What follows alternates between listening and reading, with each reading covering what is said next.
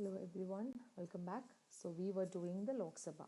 We have seen what the Lok Sabha is and what are the major uh, provisions like the composition of Lok Sabha we have seen, and we saw that the members of the Lok Sabha are drawn from three categories like the states, the union territories, and then two Anglo-Indian members.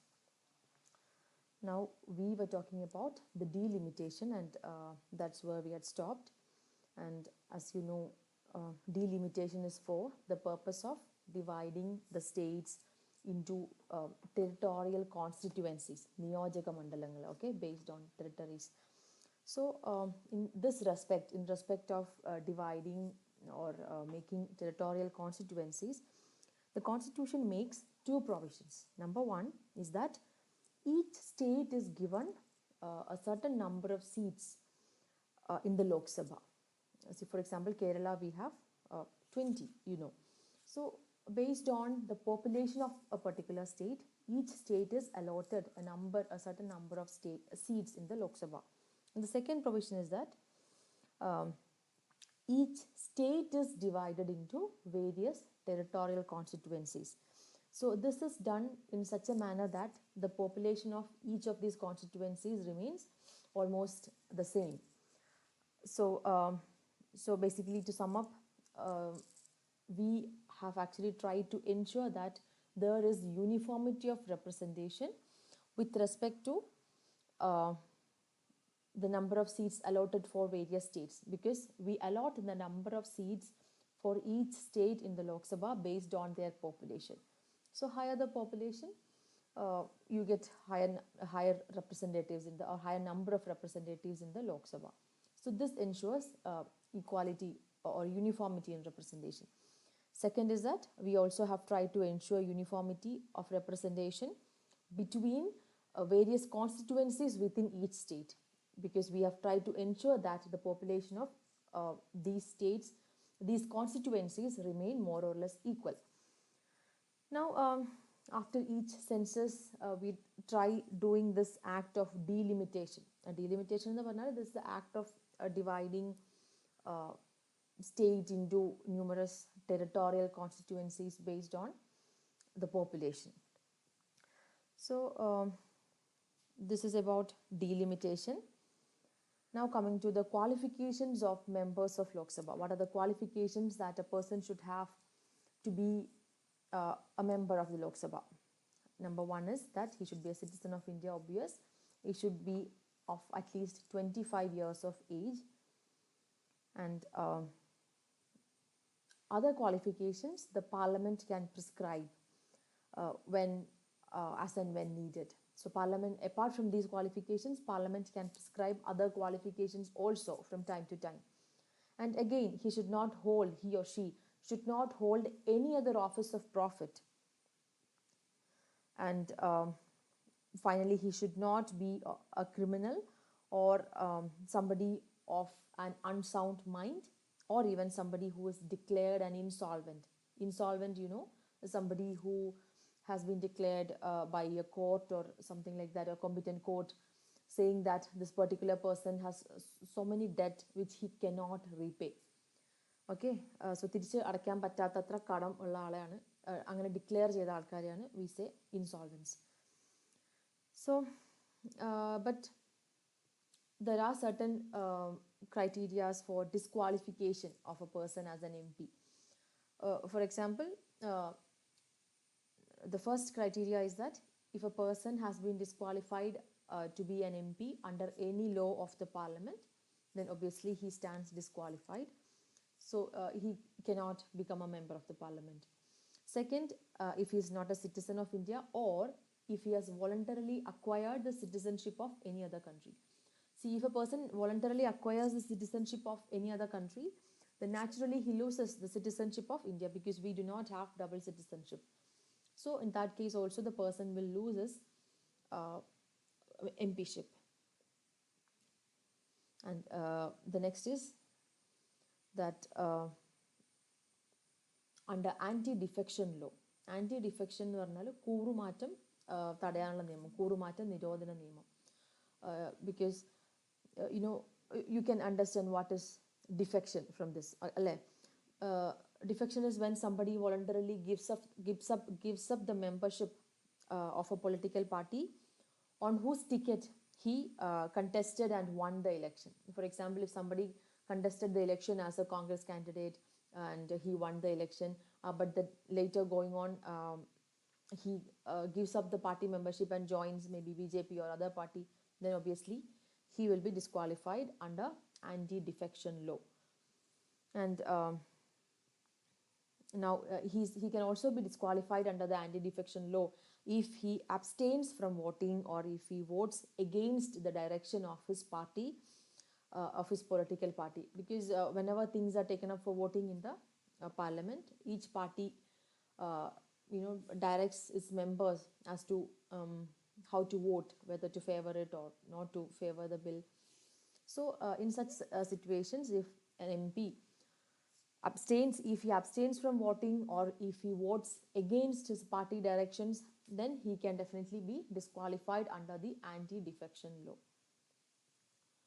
Now, regarding the election of the Lok Sabha, we have seen in the previous video that elections are conducted based on the principle of universal adult franchise. Earlier, the voting age was 21, which was reduced to 18 years in 1989, the 61st Amendment Act.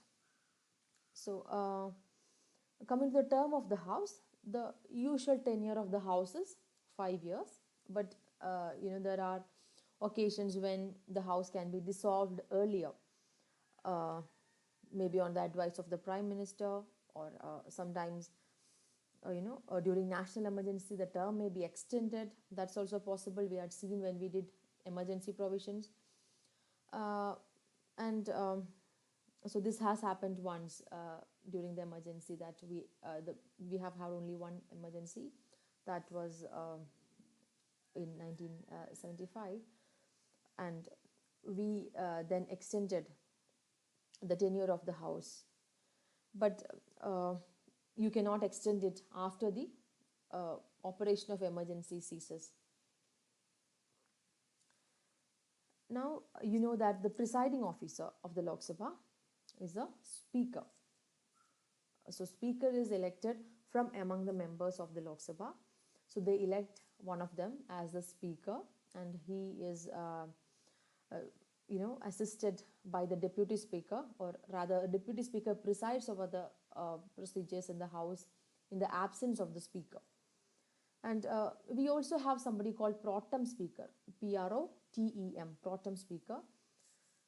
See, after general election, the House meets for the very first time before these presiding officers are elected. So such circumstances, we have to have someone to preside over the very first meeting after the general election. So usually the president appoints the senior most member of the House as the pro tem speaker. So he presides over the House till the speaker is elected. So pro tem speaker is not a permanent post, it's a temporary post for a couple of days till the House is fully functional under the speaker. Now, coming to the powers of the Parliament, let's take up the legislative powers, the very important legislative powers first. So legislative, as you understand, is those powers related with the lawmaking process. We know that the legislative powers of the Parliament, the first one is to make laws on union list, concurrent list, and residuary subjects. Union, that we are a federal polity, and we have divided the subjects into union list, concurrent list, and residuary state list. Residuary subject I'll take up to the last. Union list are those subjects on which the union can make laws.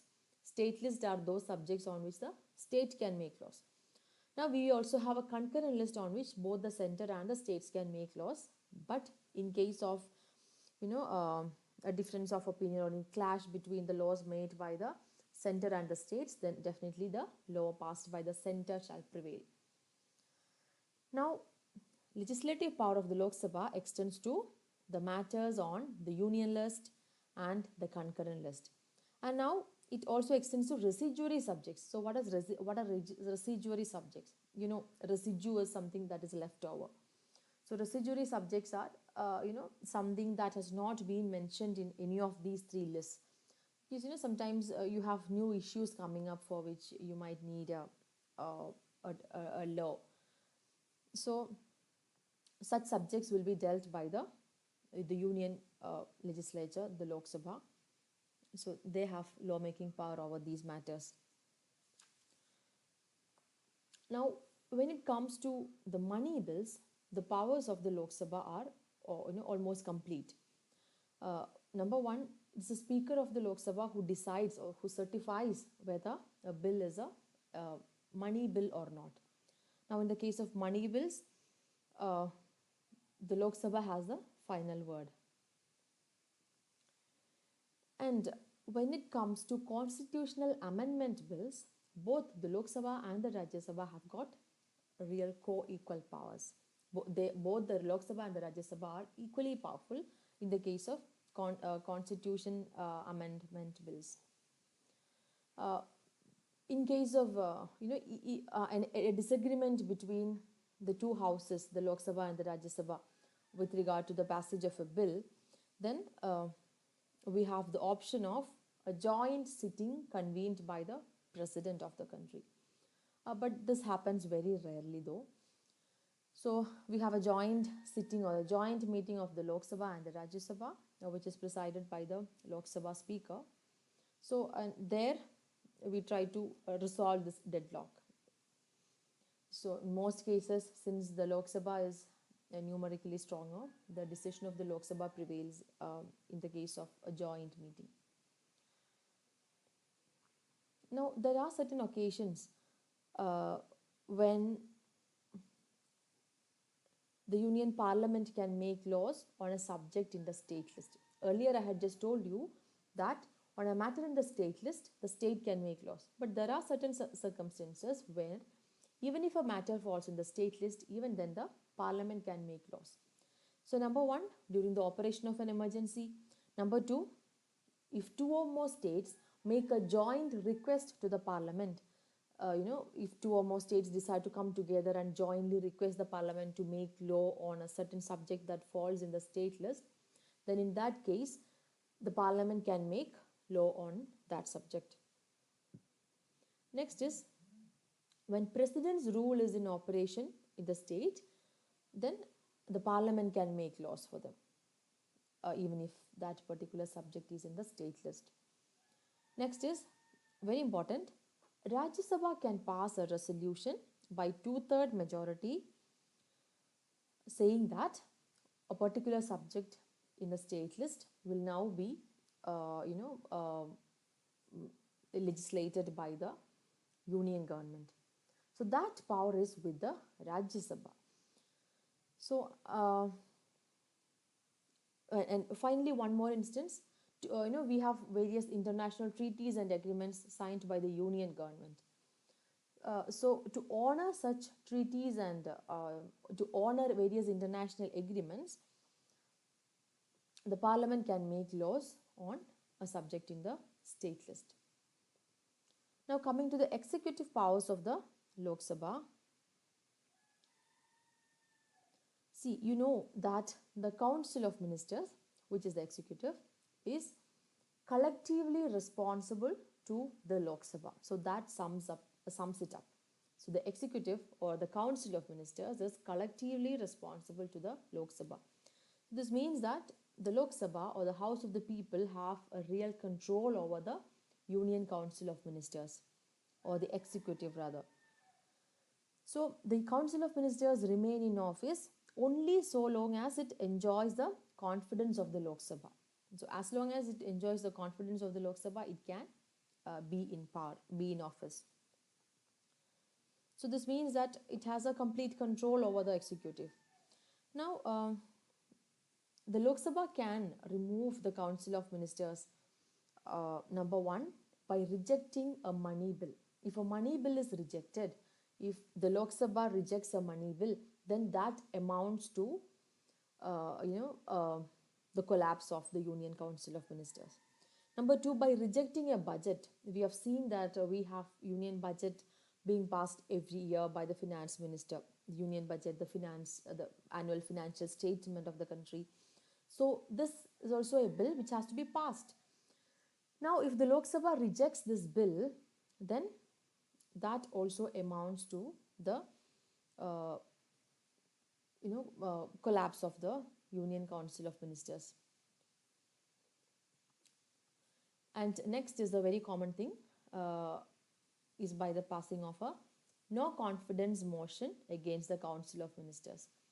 So Avishwasa Pramayam എന്ന് പറയും. So if the Lok Sabha does not have confidence in the Council of Ministers, or if the no confidence motion gets passed, then the Council of Ministers will simply have to resign.